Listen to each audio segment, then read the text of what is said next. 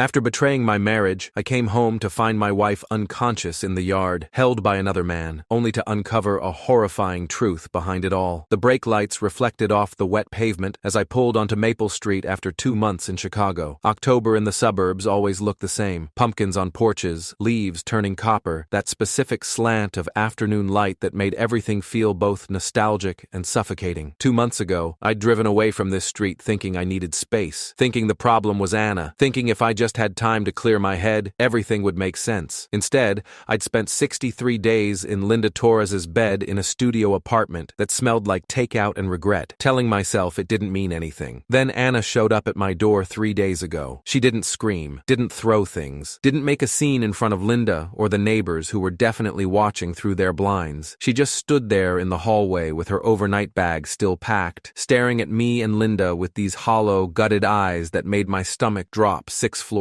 down. "Anna, wait!" She'd turned and walked away. Didn't run, didn't slam the door, just left. I thought she'd cool off, thought we'd talk it through. 4 years of marriage had to mean something, right? We'd survived worse. The miscarriage that wasn't really a miscarriage because she'd never told me she was pregnant. The abortion from before we met that she'd finally admitted to after my mother kept asking about grandchildren. The endless, grinding arguments about whose fault it was that we couldn't conceive. Now I was driving home to fix this mess, because that's what you do. You fix things. You make it right. I parked 2 houses down from 2847 Maple. Our house, the one with the blue shutters Anna had insisted on painting herself 3 summers ago. The yard needed mowing. Dandelions had taken over the side garden where she'd tried to grow tomatoes. Her silver Camry sat in the driveway, passenger side still dented from when she'd backed into the mailbox last April. Everything looked normal, expected, safe. Then I saw her on the front porch. Anna was sweeping. She always swept when she was anxious. This repetitive, almost meditative motion that drove me crazy because why couldn't she just sit still for 5 minutes? She wore my old Northwestern sweatshirt, the gray one with the hole in the left sleeve, and her dark hair was pulled back in that messy bun she did without thinking. For half a second, I let myself believe it would be okay, that I'd walk up those steps, say the right words, and she'd forgive me, that we'd go inside and talk it through like adults, that our marriage was stronger than my 2-month mistake. Then she swayed. It happened so fast. One moment she was sweeping, the next the broom was clattering to the porch floor,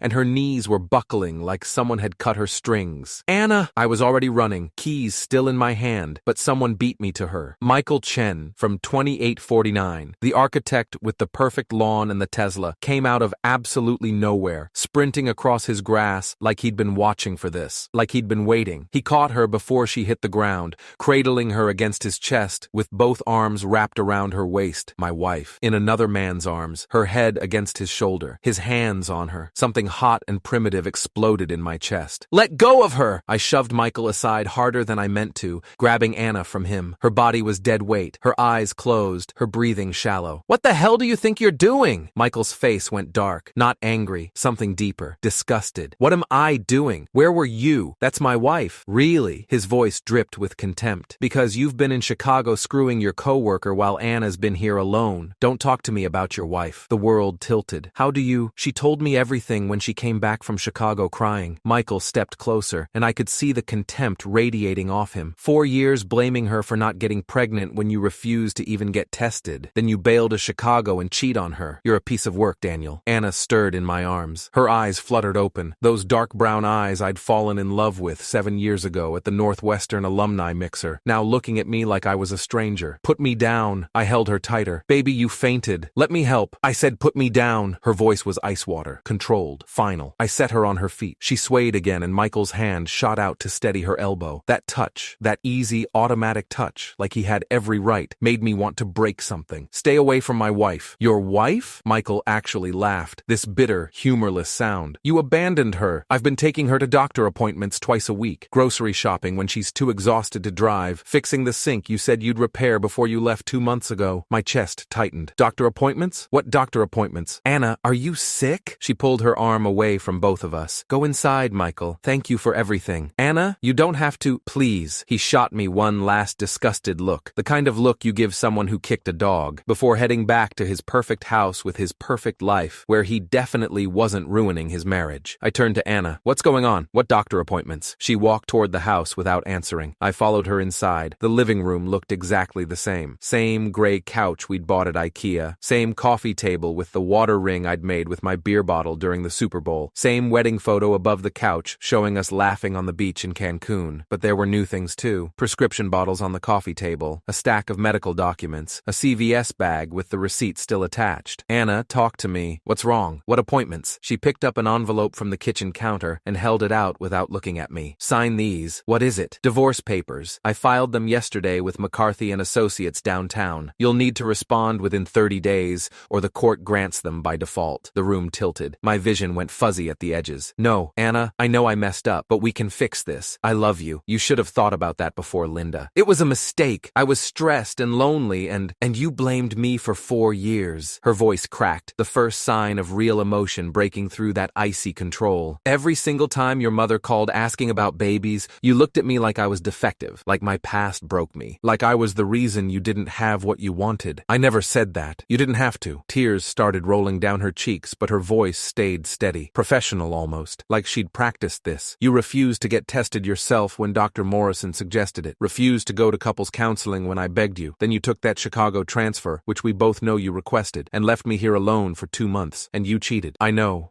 okay? But we can work through this. We can go to therapy. I'll transfer back permanently. We'll figure everything out together. Please, she laughed, this awful, broken sound that didn't sound anything like her real laugh. You want to work through this now? After everything? Yes, I'll do anything. Whatever you need. It's too late. It's not. We've been together 7 years, married for 4. That has to mean something. We can start over, have the family we always wanted. The family I always wanted. She wiped her eyes with the sleeve of my sweatshirt. You just wanted someone to blame. That's not true, isn't it? Every negative pregnancy test, every failed cycle, every time I suggested we see a specialist together, you found an excuse. It was always easier to blame me. I grabbed her hands. They were cold. Sign the papers, Daniel. No, I won't lose you. We'll do therapy. Real therapy. Not just the one session we tried. I'll transfer back home next week. We'll see a fertility specialist together. Get tested properly. We'll figure out the baby thing. I'm pregnant. Everything stopped. The refrigerator hummed. A car passed outside. Someone was mowing a lawn 3 houses down. What? I'm pregnant. 8 weeks. It's yours. Joy exploded in my chest for exactly 1 second. Pure, overwhelming, everything I ever wanted joy. Then I saw her face. No happiness, no relief, just exhaustion, resignation, grief. I found out the day before I drove to Chicago, she continued in that same flat, professional voice. August 29th, Dr. Patricia Chen confirmed it at Midwest Women's Health. I was going to surprise you. I bought a onesie that said, "Made in Chicago," and packed a bottle of champagne. I was so happy, Daniel. So stupidly happy. My legs gave out. I sank onto the couch, my hands shaking. Instead, she continued, I knocked on your apartment door at 6 p.m., and Linda answered wearing your shirt. Anna, I'm having a baby. The baby you said we needed. The baby you blamed me for not giving you. And I found out while watching you ruin our marriage. This is amazing. We're having a baby.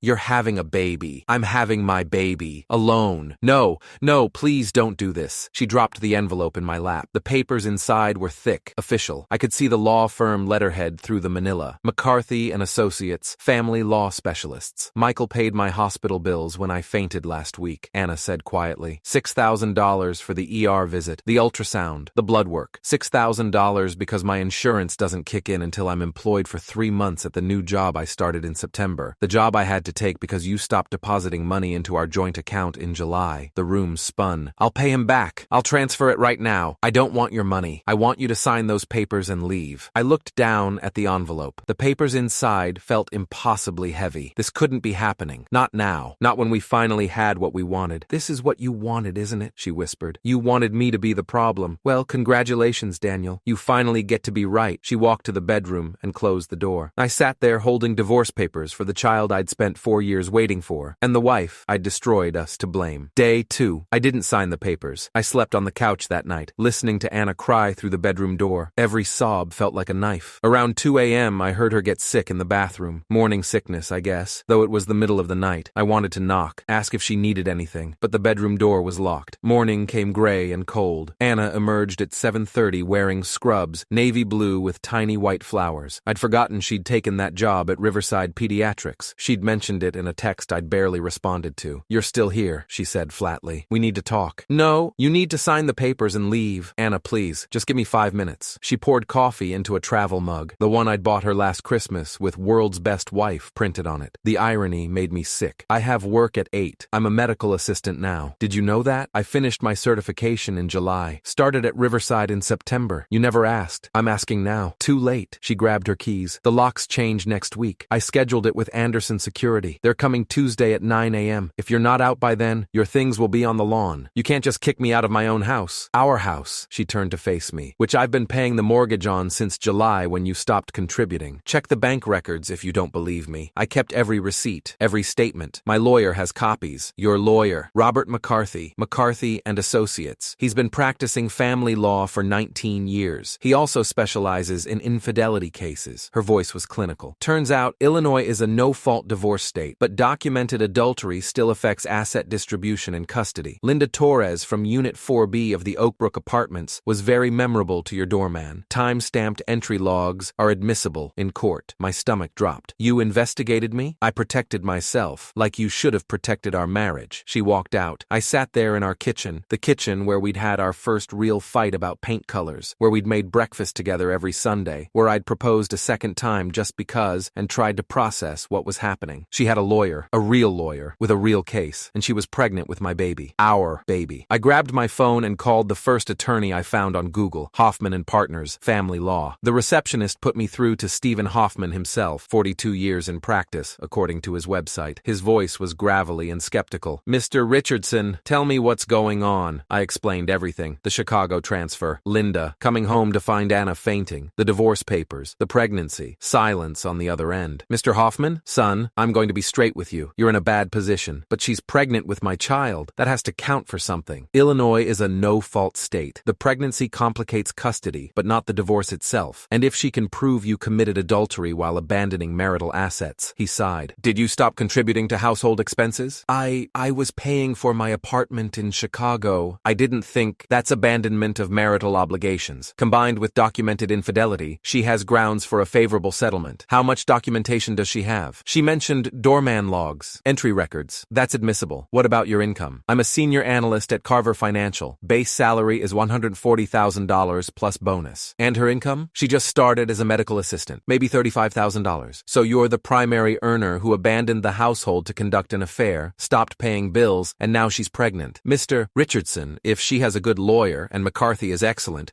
you're looking at paying spousal support, child support once the baby's born, possibly her legal fees, and losing a significant portion of marital assets. The room started closing in. But I want to fix things. I want my wife back. I want to be there for my child. That's admirable. But wanting something doesn't make it legally relevant. Your wife filed for divorce. She has grounds. Unless she withdraws the petition, how do I make her withdraw it? Another sigh. You can't make her do anything. This isn't a negotiation anymore. It's a legal proceeding. My advice? Sign a temporary custody agreement acknowledging paternity, agree to spousal support, and start divorce mediation. Otherwise, this goes to court and gets ugly. I don't want a divorce. Neither did she, I imagine. Until you gave her one. He gave me his fee structure, $400 an hour, $5,000 retainer, and told me to call back when I was ready to proceed. I sat in my car outside our house and tried to breathe. This was real. This was actually happening. Day 4. I tried everything. Flowers delivered to Riverside Pediatrics. She left them in the break room with a note that said, "Free to good home." Text messages explaining,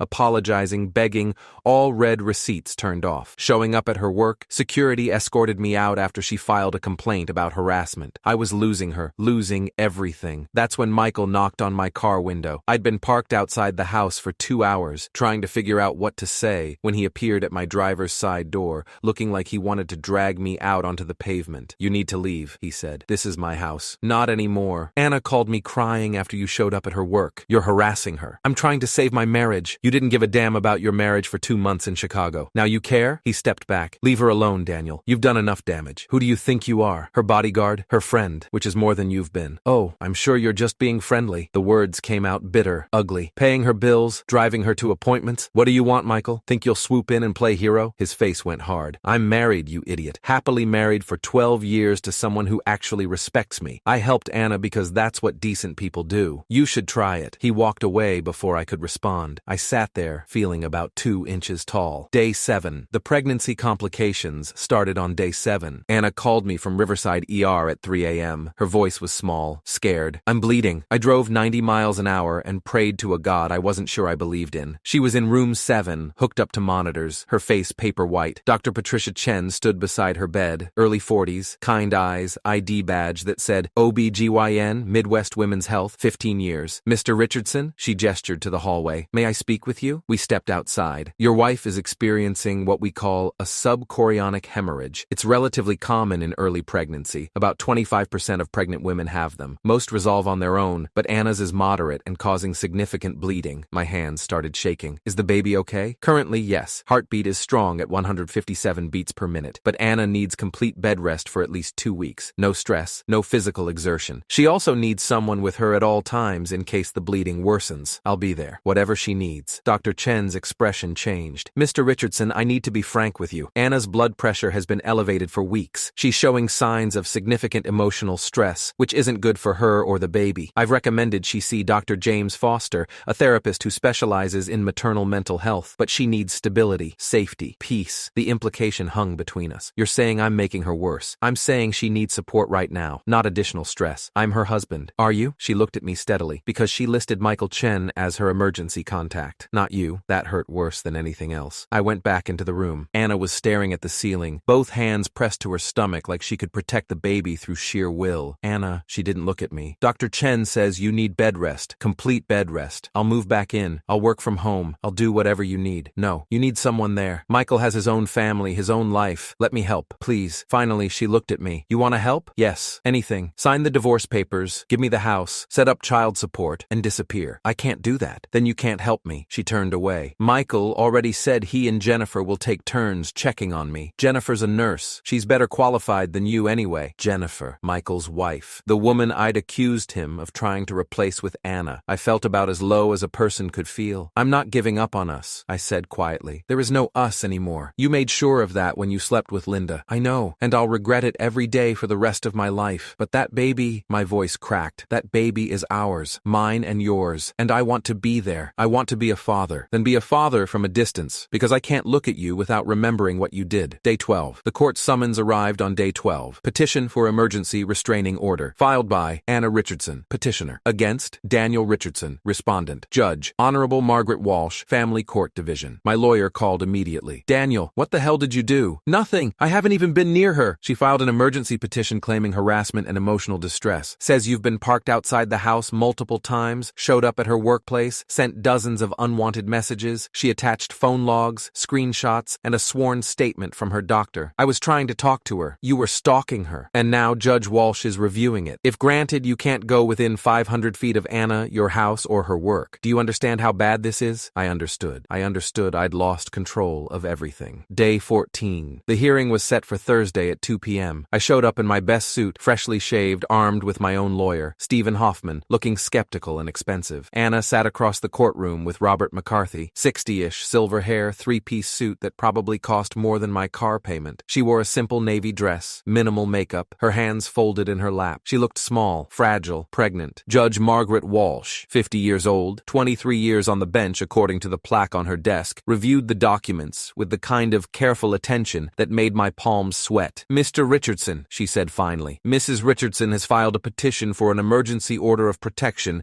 based on the following: 17 instances of you parking outside the marital residence for extended periods, 3 visits to her place of employment after being asked to leave, 47 text messages in a 6-day period, and documented medical evidence that this behavior has contributed to complications in her high-risk pregnancy. Your Honor, I was trying to— I'm not finished. Her voice was ice. Dr. Patricia Chen submitted a sworn statement indicating that Mrs. Richardson's elevated blood pressure and stress-induced pregnancy complications correlate directly with increased contact from you. Do you dispute these facts? Stephen touched my arm. Your Honor, my client acknowledges his behavior may have been persistent, but his intentions— I don't care about his intentions, Mr. Hoffman. I care about Mrs. Richardson's safety and the health of her unborn child. She signed something. Order of protection granted. Mr. Richardson, you are hereby prohibited from contacting Anna Richardson directly or indirectly, from coming within 500 feet of her person or residence, and from entering her place of employment. This order remains in effect for 90 days pending divorce proceedings. Violation will result in immediate arrest. Am I clear? Yes, Your Honor, I whispered. Good. We're adjourned. Anna stood and walked out without looking at me once. I sat there in that courtroom and realized I'd lost everything that mattered. My wife, my home, my child. Day 30. The divorce mediation happened exactly 30 days after Anna filed. Conference room 4B at McCarthy & Associates, sleek glass glass table, uncomfortable leather chairs, and a mediator named Sarah Thornton, who looked like she'd seen every bad divorce story twice. Anna sat across from me with Robert McCarthy and a new person, a woman in her 30s with sharp eyes and a briefcase full of documents. "Daniel, this is Karen Mitchell," McCarthy said. "She's a forensic accountant we've brought in to review marital finances." My stomach dropped. "Why do you need an accountant?" Karen opened her briefcase. "Mr. Richardson, we've identified several financial irregularities during your time in Chicago. Between June 15th and September 2nd, you withdrew $28,000 from your joint savings account, moved $15,000 to a separate personal account, and made purchases totaling $4,300 at jewelry stores in the Chicago area." My face burned.